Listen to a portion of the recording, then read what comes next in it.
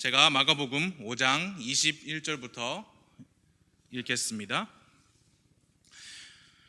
예수님께서 배를 타고 다시 저편으로 건너가실 때에 많은 사람들이 그분께로 모였고 그분께서는 바닷가에 가까이 계시더라. 보라, 회당의 치리자들 중에 하나인 야이로라 하는 사람이 와서 그분을 보고 그분의 발 앞에 엎드려 그분께 크게 간청하여 이르되 내 어린 딸이 죽게 되어 누워 있사오니 원하건대 오셔서 내 딸에게 안수하사 그녀가 낫게 하소서. 그러면 내 딸이 살겠나이다 하매 예수님께서 그와 함께 가시더라. 많은 사람들이 그분을 따라가며 그분께 몰려들더라. 12해 동안 혈루증이 있던 어떤 여자가 있었는데 그녀가 많은 의사에게 많은 일들로 고통을 받고 자기가 가진 모든 것도 허비하였으나 좋아진 것이 없고 도리어 더 심해지던 차에 예수님에 관한 소문을 듣고 밀려드는 무리 가운데서 뒤로 들어와 그분의 옷에 손을 대니 이는 그녀가 이르기를 내가 그분의 옷에만 손을 대도 온전하게 되리라 하였기 때문이더라. 즉시 그녀의 피 나오는 근원이 마름에 그녀가 자기가 그 역병에서 나온 줄을 몸으로 느끼니라. 예수님께서 즉시 효능이 자기에게서 나간 줄을 스스로 아시고 밀려드는 무리 가운데서 돌이키시며 이르시되 누가 내 옷에 손을 대었느냐 하시니 그분의 제자들이 그분께 이르되 무리가 주께 몰려드는 것을 보시면서 누가 내게 손을 대었느냐 하고 말씀하시나이까 하되 그분께서는 이 일 행한 여자를 보려고 둘러보시거늘 그 여자가 자기에게 이루어진 일을 알고 두려워서 떨며 나와 그분 앞에 엎드려 모든 사실을 그분께 아뢰니라. 34절을 같이 읽겠습니다. 시작. 그분께서 그녀에게 이르시되 딸아, 내 믿음이 너를 온전하게 하였으니 편안히 가라. 내 역병에서 놓여 온전할지어다 하시니라. 그분께서 아직 말씀하실 때에 회당의 치리자의 집에서 어떤 이가 와서 이르되 당신의 딸이 죽었나이다. 어찌하여 선생님을 더 괴롭게 하시나이까 하거늘. 36절도 같이 읽겠습니다. 시작. 예수님께서 그가 한 말을 들으시고 즉시 회당의 치리자에게 이르시되 두려워하지 말고 믿기만 하라 하시며 베드로와 야고보의 형제 요한 외에는 아무도 자기를 따라오는 것을 허락하지 아니하시고 회당의 치리자의 집에 가사 소란한 것과 슬피 울며 크게 통곡하는 자들을 보시고 들어가서 그들에게 이르시되 너희가 어찌하여 이렇게 떠들며 슬피 우느냐? 그 소녀는 죽지 않았고 잔다 하시니 그들이 그분을 비웃더라. 그러나 그분께서 그들을 다 내보내신 뒤에 소녀의 아버지와 어머니와 또 자기와 함께한 자들을 데리고 소녀가 누워있는 곳에 들어가사 소녀의 손을 잡고 그녀에게 이르시되 달리다굼 하시니 이것을 번역하면 소녀야 내가 내게 이르노니 일어나라는 뜻이라. 즉시 소녀가 일어나서 걸으니 이는 그녀가 12살이었기 때문이더라. 그들이 크게 놀라거늘. 거기까지만 읽도록 하겠습니다. 잠시 기도드릴게요.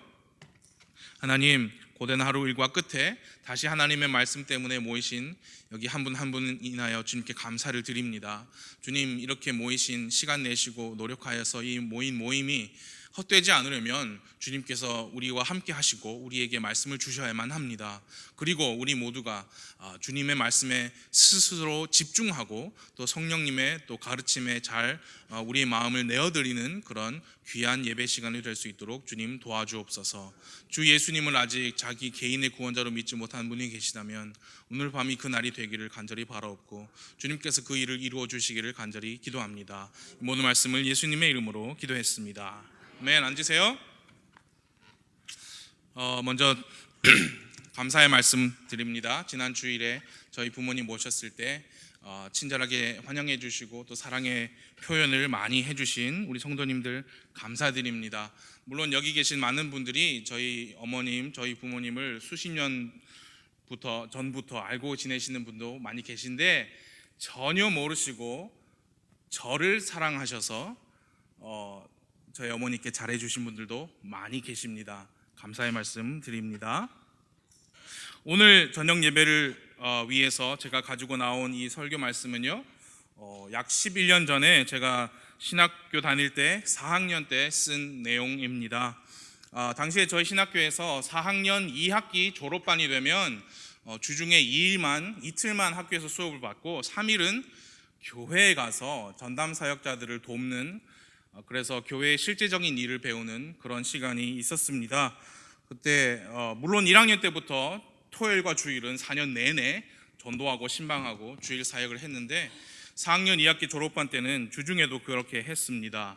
그래서 페인트 칠도 하고요, 차고지에서 교회 차 고치는 일도 하고 별의별 전화 받는 일도 하고 했는데, 물론 가장 주된 일은 말씀 사역, 전도 사역, 신방 사역이었습니다. 그때 요양원들을 그렇게 많이 순회하면서 돌아다니면서 요양원에 계신 분들 모아서 설교를 하고 했습니다. 그때 이 말씀을 많이 설교를 했습니다.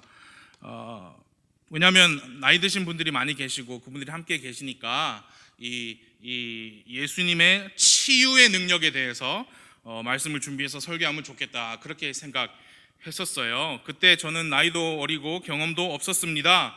제가 이 설교를 쓰고 요양원에 가서 말씀을 수차례 선포하면서 제 스스로 너무 기특했어요. 내가 봐도 참 잘 썼다. 그리고 같이 다니시는 그 교회 부목사님도 우리한테 저와 또 2명, 3명 한 조가 있었어요. 제가 설교 안 할 때는 저는 기타 치고, 아무튼 저희들을 그렇게 칭찬을 많이 해주셨습니다.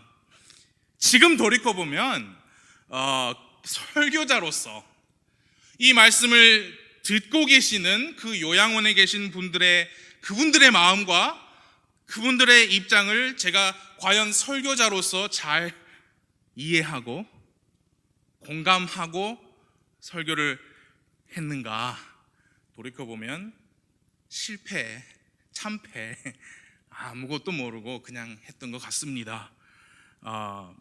나이 어린 신학생이 연세 80, 90 넘으신 분들의 마음과 생각을 잘 헤아리는 게 더 이상한 상황일 수도 있지만 말씀 선포자로서 그때 당시에는 참으로 미숙했다는 생각이 듭니다.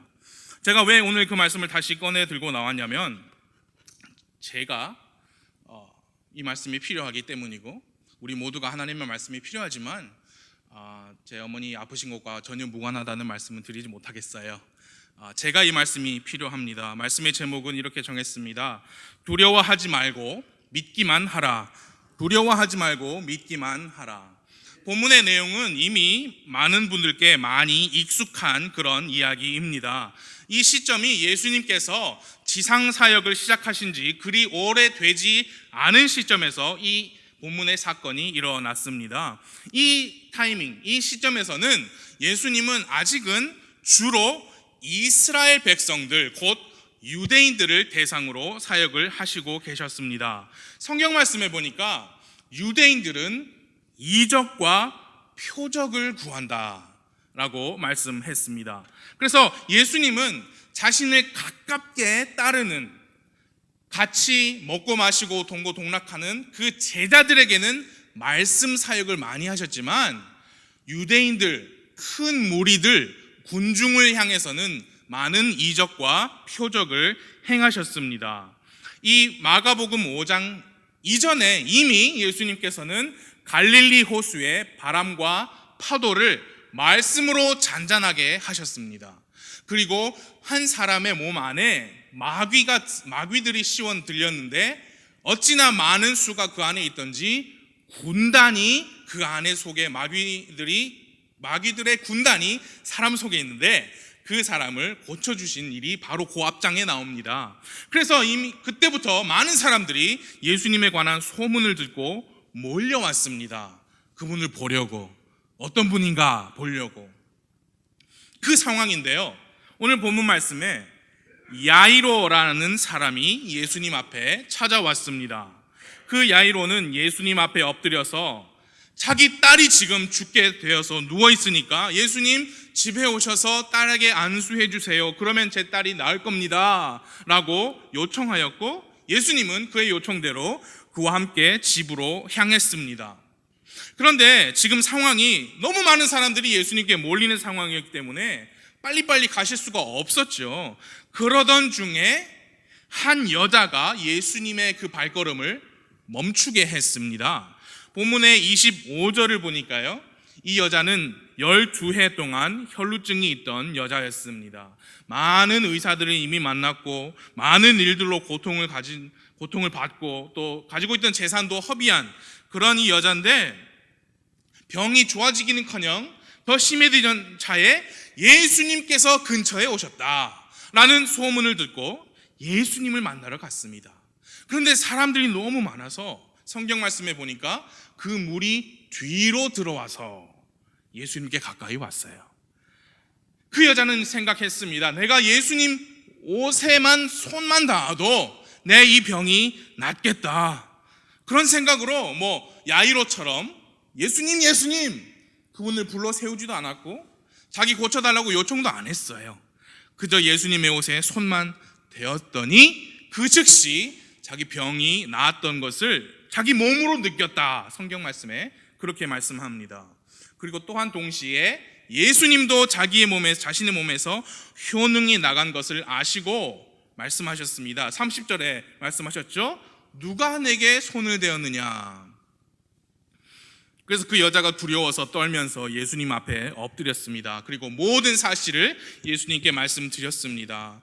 34절 예수님께서 이렇게 말씀하셨습니다. 딸아, 내 믿음이 너를 온전하게 하였으니 평안히 가라. 내 역병에서 놓여 온전할지어다. 그런데 이 여자가 멈춰 세우는 바람에 시간이 지체된 거예요. 그 사이에 야이로의 딸이, 병상에 누워있던 딸이 죽었습니다. 그래서 야이로의 집에서 사람이 나와서 야이로에게 그 사실을 알렸습니다.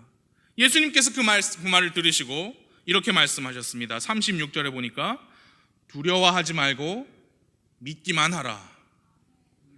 예수님은 베드로와 야고보와 요한 그 세 명만 데리고 야이로의 집에 들어가셨습니다. 가보니까 이미 초상집이에요. 막 소란을 피우고 슬피 울며 통곡하는 사람들이 있었습니다. 예수님께서 39절에서 말씀하셨죠.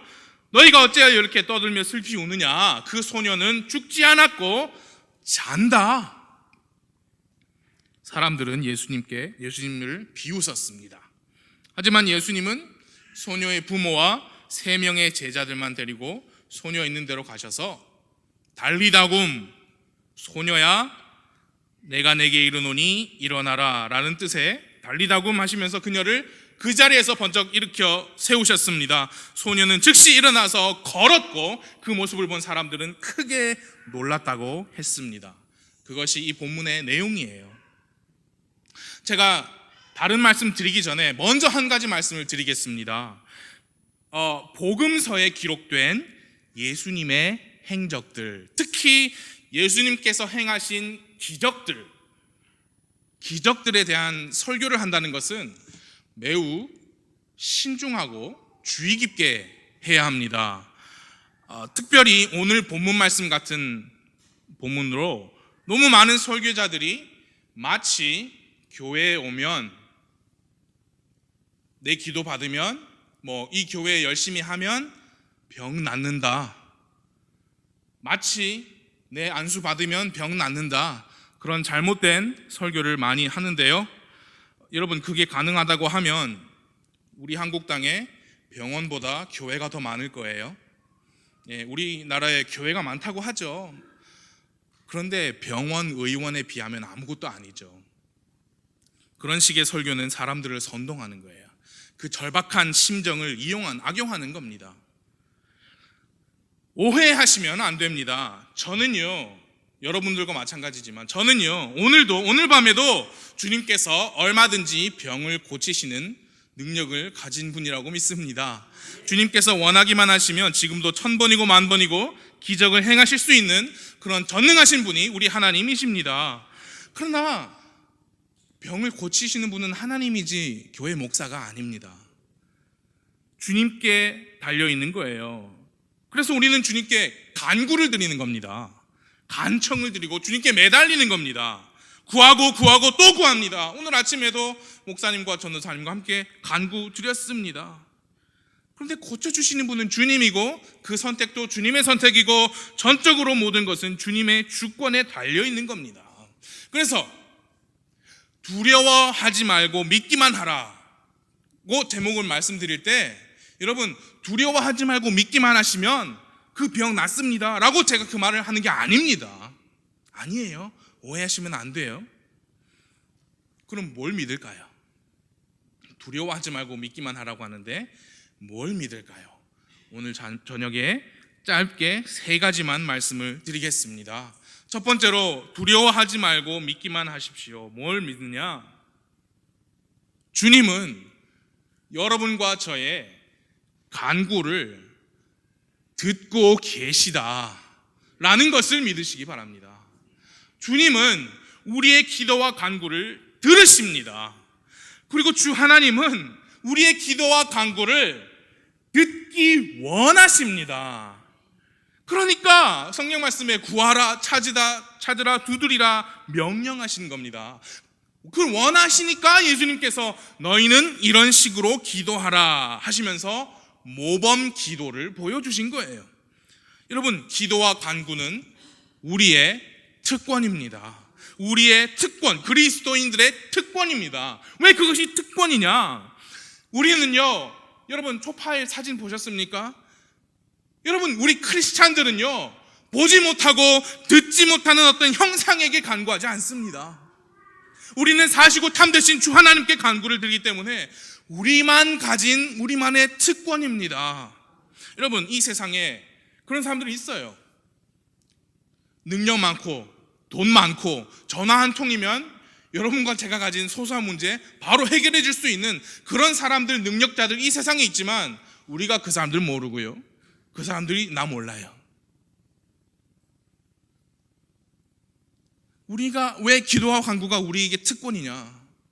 우리가 트럼프 대통령이나 문재인 대통령님께 간구하는 게 아니고 우리 아버지께 하는 것 때문이에요. 우리 아버지께 간구하니까 그게 우리 특권인 겁니다. 여러분, 우리가 기도할 때 누가 들으시냐면 높고 높은 하늘에 계시면서 감히 우리가 그분 앞에 나아가기를 어디 안전이라고 너희가 나오느냐, 그런 왕에게 기도하는 것이 아니라 언제고 어디서고 여러분, 주님, 주 하나님, 아버지 하면은 우리의 음성을 들어주시는 그분이 우리의 기도의 대상이시고 그분께 우리가 기도와 간구를 하는 거니까 이건 우리의 특권이요, 우리에게 힘이요, 위로와 도움입니다. 여러분, 우리 본문 말씀에서 이 야이로라는 사람을 통해서 우리는 간구하는 사람의 태도를 배울 수 있어요. 어떤 태도냐? 22절에 보니까요, 야이로는요 회당의 치리자다 했습니다. 회당이라는 곳은 유대인들이 모여서 구약 성경 말씀을 낭독하고 그 말씀에 대해서 토론하는 그런 곳입니다. 그곳의 치리자라면요, 지도자예요. 지도자. 어느 정도 부와 명성을 누리는 사람이었을 것이라고 추측할 수 있습니다. 그 딸이 죽었을 때 집에서 사람이 나와서 소식을 전해줄 만큼, 집에서 사람을 거느릴 만큼 그런 어떤 지위를 가진 사람이었는데, 예수님 앞에서 그가 간청 드릴 때는 자기 물질, 자기가 가진 명성에 상관없이 어떻게 했느냐? 발 앞에 납작 엎드린 거예요. 그때 당시에 누군가의 발 앞에 엎드린다는 것은 종이 자기 주인 앞에서 엎드리는 거예요. 그리고 범죄자가, 죄인이 재판받을 때 엎드려 있는 겁니다. 야이로는 주님 앞에서 스스로 낮아져서 주님의 발 앞에 엎드렸습니다. 우리도 하나님께 간구할 때 그렇게 겸손하게 종의 자세로 간구를 해야 합니다. 또 이 야이로를 보면서 느낀 것이 있습니다. 그는 엎드렸을 뿐만 아니라 성경 말씀에 보니까 큰 소리로 간청했다 그랬습니다. 23절, 그분께 크게 간청하여 이르되 라고 했습니다. 여러분, 지금 여기는요 사람들이 엄청 많이 몰려있는 상황입니다. 그 앞에서 그 사람들이 다 볼 수 있게 발 앞에 엎드리는 것도 모자라서 크게 간청했다. 그러면 야, 저 사람 누구야? 회당에서 일하는 야이로 아니야? 아니, 저 사람이 왜 저기 엎드려 있어? 아니, 근데 저 사람이 왜 저렇게 큰 소리로 예수님께 간청을 하냐? 다른 사람을 의식하지 않았어요. 오직 그 집중이 예수님께만 집중했던 겁니다. 예수님께 간청 드리는 일에만 집중했던 겁니다. 자기 지위나 자기 사회적 체면 다 상관없이 예수님 앞에 낮아지고 큰 소리로 간청했습니다. 그리고 또 한 가지 마지막으로 더 야이로를 통해서 우리가 배울 수 있는 게 뭐냐면, 성경 말씀에 예수님을 괴롭게 할 만큼 간절하고 절박하게 주님께 매달렸다는 것을 우리가 알 수 있어요. 딸이 죽었습니다. 길에서 시간이 늦어지니까, 그래서 사람이 나와서 딸이 죽었으니까, 당신 딸이 죽었나이다. 35절이죠. 당신 딸이 죽었습니다. 어찌하여 선생님을 더 괴롭게 하시나이까? 그 말이 뭐냐면, 이 야이로가 예수님을 모시고 집으로 가는 모습이 마치 예수님을 괴롭게 하는 듯한 모습이었다는 겁니다. 그만큼 간절한 마음으로, 절박한 심정으로 주님께만 의지하고 매달리는 그런 모습을 우리가 또 볼 수 있어요. 여러분, 기도할 수 있는데 두려워하지 마시고 기도하십시오. 두려워하지 말고 주님께서 우리의 간구를 들으신다는 것을 믿으십시오. 여러분, 기도는 생활입니다. 여러분, 식사하실 때 기도하시는 걸 기도 생활이라고 하시면 안 돼요. 특별히 구원받은 지 수십 년 된 우리는 그게 어떤 형식과 절차예요. 성경 말씀에 은밀한 중에 계시는 내 아버지를 만나라 했어요. 하나님 아버지와 1대1로 만나는 시간을 가져야 합니다. 우리 아버지는 그걸 원하십니다. 그게 기도예요. 여러분, 오늘 이 세상을 보면 기도 없이 살아가는 그리스도인들이 있다는 게 신기할 정도입니다.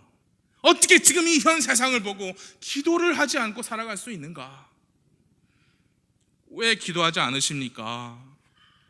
여러분, 기도 없이 믿음과 행실에서 주님을 기쁘시게 하고 주님께 영광이 되는 신앙생활이 가능하리라고 생각하십니까? 기도 없이 우리가 성령님의 인도하심을 따라 사는 것이 가능하다고 생각하십니까? 기도가 없이 사신다면 그건 어떤 거냐? 자기의 내가 할 수 있는 한 최선을 다해서 내 몸, 내 육체 안에서 쥐어 짜내서 나오는 그걸로 근근히 버티고 계신 거예요. 겉으로 보기에는 신실해 보일 수도 있고 영적인 사람처럼 보일 수도 있고 거룩히 구별된 삶을 사는 것처럼 보일 수 있지만, 삶에서 야이로처럼 딸이 죽어간다든지 12년 동안 병이 안 낫는다든지 큰일이 닥쳤을 때 여러분, 자기 의로 살다가는 안 돼요. 그럼 주저앉아버리고만 합니다. 당황하고 방황하고 어찌할 바를 모르게 됩니다. 기도 생활하십시오. 그래야만 그런 일이 있을 때 흔들리지 않고 예수님께, 하나님 아버지께만 집중할 수 있습니다. 기도해야 합니다. 그리스도인 여러분, 우리가 돈 없이는 살 수 없듯이, 밥 안 먹고 살 수 없듯이 기도 없이는 살 수 없습니다. 그런 심정으로 우리는 기도해야 해요. 주님은 우리의 기도를 들으신다. 믿으십시오. 그게 첫 번째였습니다. 주님은 우리의 간구를 들으신다는 것을 믿으십시오. 두 번째로, 주님은 우리의 믿음의 행위를 알고 계신다는 것을 믿으시기 바랍니다. 우리의 믿음의 행위를 아신다. 12해 동안, 12년 동안 혈루증을 가진 이 여자는 아무도 모르게 예수님의 옷에 손을 댔습니다. 그리고 그녀는 그 즉시 자기 병이 나았다는 것을 자기 몸으로 느꼈습니다. 성경에 보니까. 그리고 예수님도 자기 몸에서 효능이 나간 것을 아시고 여자를 찾으셨습니다. 누가 내 옷에 손을 대었느냐? 31절에 제자들이 대답이 참 재미있어요.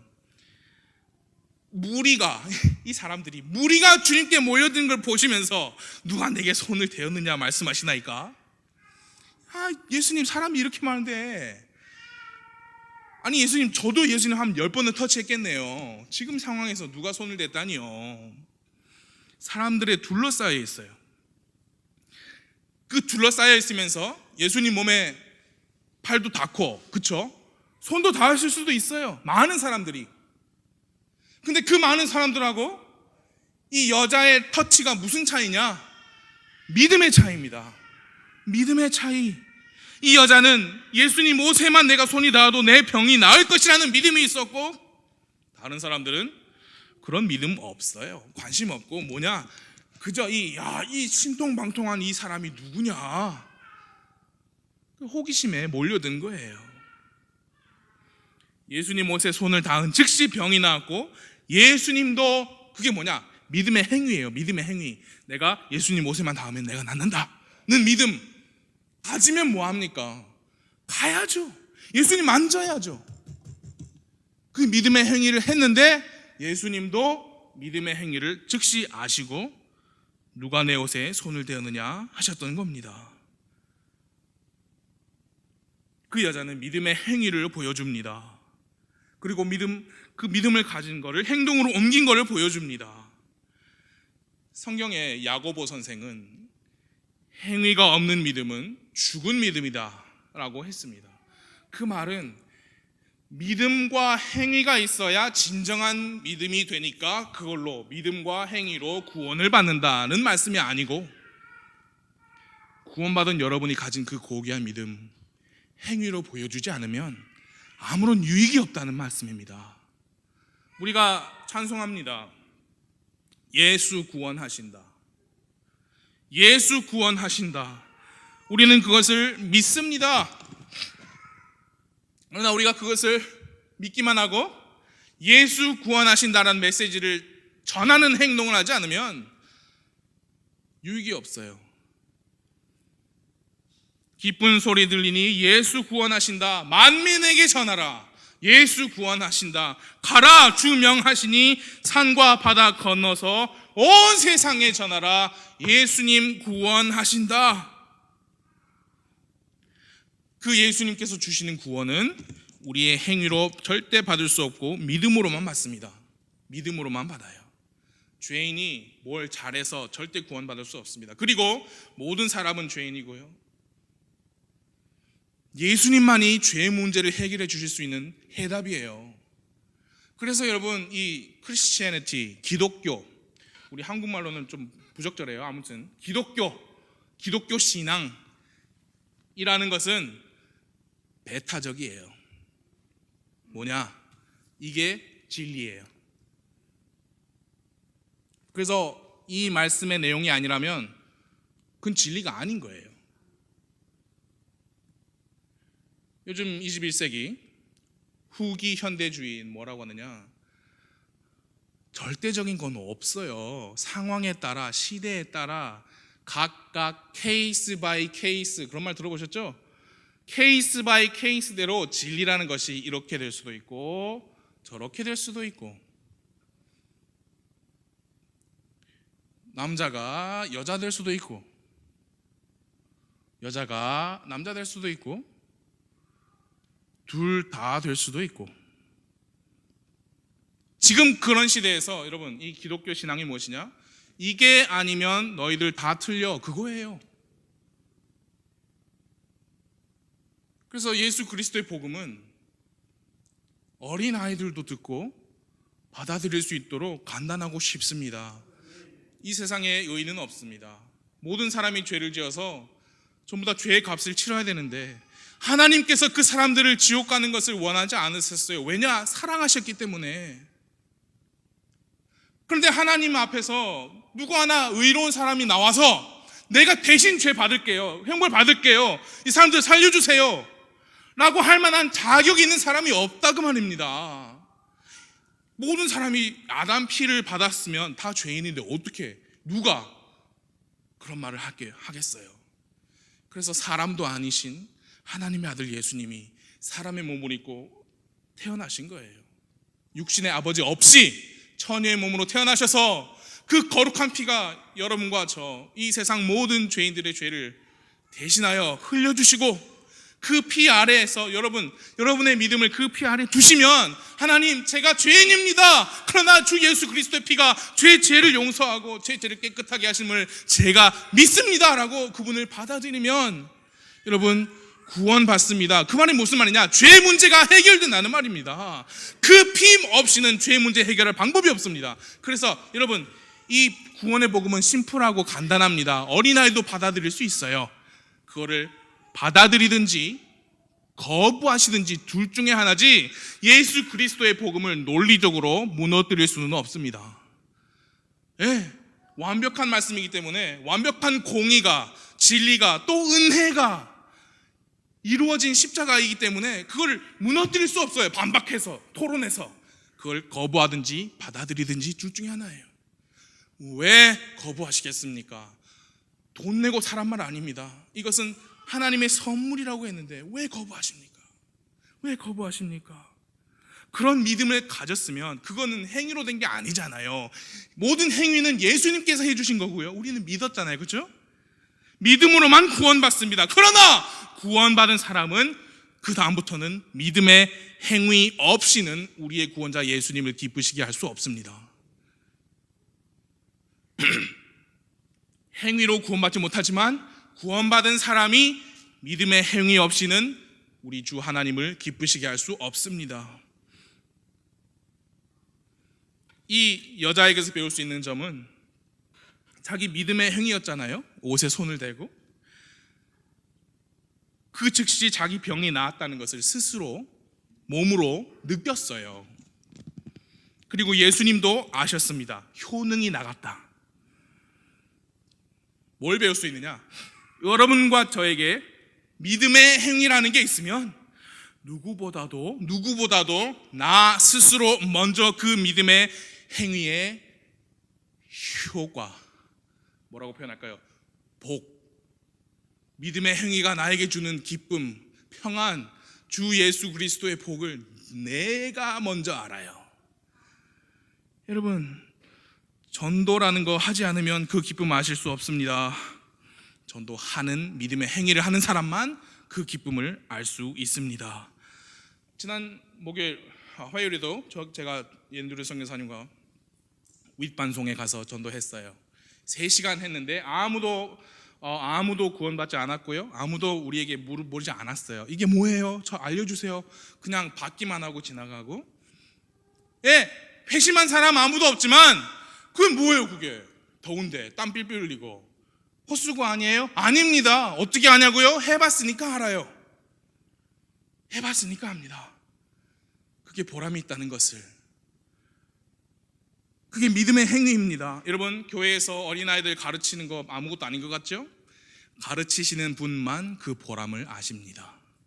그게 뭐냐? 믿음의 행위이기 때문이에요. 형편이 힘들고 어렵지만 그 가운데서도 주님께 신실하게 드리시는 그분만 드림의 기쁨과 복을 경험합니다. 드리지 않으면 드리는 자에게 약속하신 복이 무엇인지, 어떤 것인지, 무슨 느낌인지 알 길이 없어요. 왜? 그게 행위가 없으니까. 그래서 믿음은 행위로 드러나야 할 뿐만 아니고요, 믿음의 행동을 한 그 사람은 스스로 믿음의 행위로 인한 기쁨, 보람, 하늘의 복, 그리고 보상을 경험할 것입니다. 그리고 주님도 그걸 아십니다. 여러분, 많은 경우에 믿음 생활 도중에 왜 낙심하고 기진하느냐, 그 많은 이유 중에 하나가 분명히 이 이유도 있어요. 나의 이런 믿음의 행위를 아무도 알아주지 않아. 그리고 아무도 인정해주는 사람이 없다고 생각하면 낙심하고 또 실족도 하게 돼요. 사람인지라 그런 생각 들 수밖에 없습니다. 그래서 그런가 봐요. 교회들 안에서 사람들이 서로 막 높여주고 서로 인정해주고 도가 지나칠 정도로. 여러분, 이 여자가 예수님 옷에 손대는 거 1초? 아무도 보지 못했을 겁니다. 1초, 딱 1초. 그 짧은 순간에도 예수님은 아셨어요. 다른 사람은 몰랐지만 예수님은 그 믿음의 행위를 아셨습니다. 그래서 친히 멈추시고 돌아보시면서 누가 내 옷에 손 댔느냐, 그 여자를 친히 찾아내시고 많은 사람들 보는 앞에서 말씀하셨습니다. 내 믿음이 너를 온전하게 하였으니 평안히 가라. 내 역병에서 온전할지어다.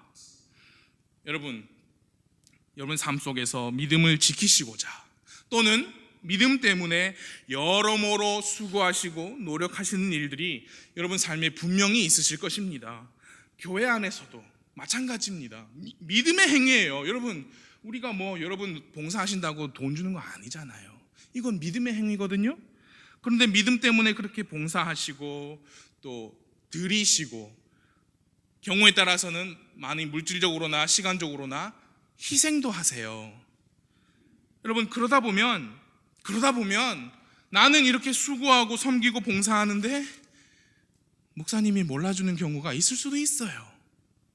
왜? 목사님은 한 분이지만 여러분은 여러 분이잖아요. 심지어 아무도 모르고 넘어갈 때도 있을 수가 있습니다만 믿음을 가지십시오. 주님은 아십니다. 믿음의 행위를 분명히 아십니다. 왜? 여러분 하나님의 공의를 생각할 때 뭐 심판 뭐 그런 것만 생각하지 마세요. 하나님 보시기에 참 예쁘고 칭찬할 만한 거 있으면 하나님은 칭찬 주셔야 돼요. 복 주셔야 돼요. 보상해 주셔야 돼요. 그게 공의잖아요. 예수님은 아십니다. 우리의 믿음의 행위를 아십니다. 주님은 우리의 간구를 들으신다는 것을 믿으십시오. 주님은 우리의 믿음의 행위를 아신다는 것을 믿으십시오. 그리고 세 번째 마지막으로 주님은 우리의 삶을 주관하신다는 것을 믿으시기 바랍니다. 우리의 삶을 주관하시고 계십니다. 여러분 야이로가 먼저 왔잖아요. 내 딸 좀 살려주세요. 야이로가 먼저 왔거든요. 근데 도중에 이 혈루병 앓은 여자 때문에 시간이 지체되고 그 사이에 딸이 죽었어요. 그리고 난리가 났습니다. 초상집 됐어요. 이쯤 되면 저 같으면 예수님께 원망할 거예요. 불평할 거예요. 아니 딸이 아플 때 다른 사람도 아니고 예수님한테 와서 간청했는데 야이로가 돈이 없습니까? 뭐 다른 의사를 못 만나요? 그래도 예수님께 왔잖아요.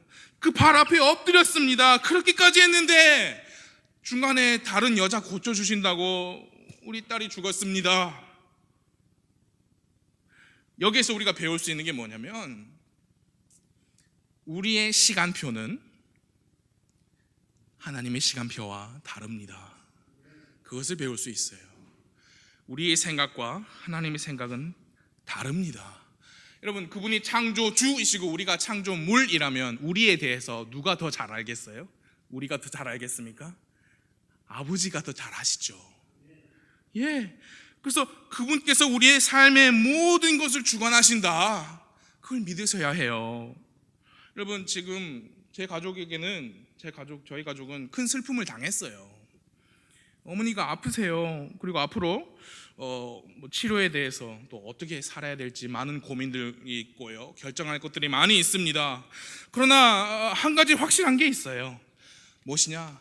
모든 것이 주님 손 안에 있다는 거예요. 그건 우리는 확신을 할 수가 있거든요. 이번에 저희 어머님이 아프신 이 슬픔 그 전에 제가 생각을 해봤습니다. 저희 가족에 이런 마지막으로 큰 슬픔이 있었던 게 언제이냐. 바로 19년 전에 저희 어머니, 아버지, 제 남동생 주일날 보셨죠? 저희 4명이 누나를 한국에 놔두고 미국으로 이민 갔을 때였어요. 그때 많이 힘들었습니다. 본인이 제일 힘들었겠지만 아버지 어머니도 많이 힘들었어요. 딸을 남겨두고 다른 나라로 이사를 가는 그 부모의 마음. 예. 그런데 여러분 주님의 생각과 우리 생각이 다르다고 했잖아요. 그게 생이별이잖아요. 당시에는 모두 마음이 아팠어요. 하지만 그때 누나가 혼자 한국에 남아 있었기 때문에 피아노 전공하던 거 다 마칠 수 있었어요. 그리고 부산 성서침례교회 와서 멋진 매형 만나시고 좋은 또 자기 친정 가족은 다 미국에 있지만 훌륭한 시대 가족도 만나고 이렇게 안정적으로 교회 생활하고 있잖아요. 아이들 둘 놓고 학교 다니고. 여러분 잘 모르셔서 제가 말씀드릴게요. 그때 누나가 21살, 22살 그 나이에 미국 가잖아요. 어린 학생도 아니고요. 돈 많은 사업하는 사람도 아니에요. 어중간해서 삶이 많이 힘들어져요. 그리고 배우자 만나기는 하늘의 별 따기고요, 같은 믿음 가진 배우자 만나기는 하늘의 별 한 10,000개 따는 것처럼 힘들어요. 많은 분들이 그때 당시 제 누나가 만 18세가 넘어서 피보호자의 자격이 아니기 때문에 같이 못 갔다고 생각하시는, 저도 그렇게 알았어요. 그 교회에서 초청을 한 거잖아요. 미국 교회에서 서류 작업할 때 실수해서 이름을 빼먹었어요. 그래서 저희도 그때 당장 가서 바로 영주권을 얻는 게 아니에요. 5년인가 그랬어요. 5년이 기다려야 영주권을 얻고도 초청을 못했던 게, 최초 서류 작업할 때 있지도 않은 딸을 초청하려고 하니까 생각해 보세요. 그게 되겠는가? 많이 힘들었어요. 그러나 지금 돌이켜보면 하나님의 계획이 최고의 계획인 거예요. 제가 찬혁이 찬주를 어떻게 만났겠어요? 제가 드리고 싶은 말씀이 뭐냐면, 우리의 삶에서 크고 작은 미세한 부분까지도 모두 전적으로 주님 손에 달려 있다는 겁니다. 우리 시간표와 주님 시간표는 다릅니다. 야이로의 시간표하고 예수님 시간표는 달랐어요. 주님은 하나님을 사랑하는 자들, 곧 그분의 목적에 따라 부르심을 받은 자들에게는 모든 것을 합력하여 선을 이루신다고 암송하고 읽어보고 하지만, 그런 일을 한 번 겪으시면 정말 주님께만 매달리게 됩니다. 두려워하지 말고 믿기만 하라는 말씀이 실제로 와닿아요. 여러분, 다시 한번 강조드립니다. 두려워하지 말고 믿기만 하면 여러분 가진 병 다 낫습니다. 대학 바로 붙습니다. 여러분 승진 바로 할 겁니다. 그런 번영신학 말씀드리는 거 아닙니다. 예수님을 향한 믿음을 가지시라, 그겁니다. 믿음을 가진 믿음을 더 강하게 하시고, 그 믿음의 행위를 보여주시고, 거기에서부터 오는 하나님의 보상, 하늘의 모든 영적인 복을 이미 주신 거를 누리면서 사시는 저와 여러분이 되시기를 바랍니다. 그러면 야이로 가족이 얼마나 좋았겠어요. 죽은 딸이 살아났는데 얼마나 기쁨이 넘치고 감사가 있었을 겁니까? 우리도 그걸 누릴 수 있다는 겁니다. 혈루병 앓는 여자에게 예수님께서 평안히 가라 하신 것처럼 우리 신앙생활에도 평안을 누릴 수 있습니다. 두려워하지 말고 믿기만 하면 그 믿음이 하나님을 기쁘시게 합니다. 그 믿음의 행위가 주님께서 주시는 보상으로 돌아올 것입니다. 의인은 믿음으로 말미암아 살리라 하였습니다. 더욱 더 믿음으로 사는 저와 여러분이 되기를 바랍니다. 시간 기도하시겠습니다.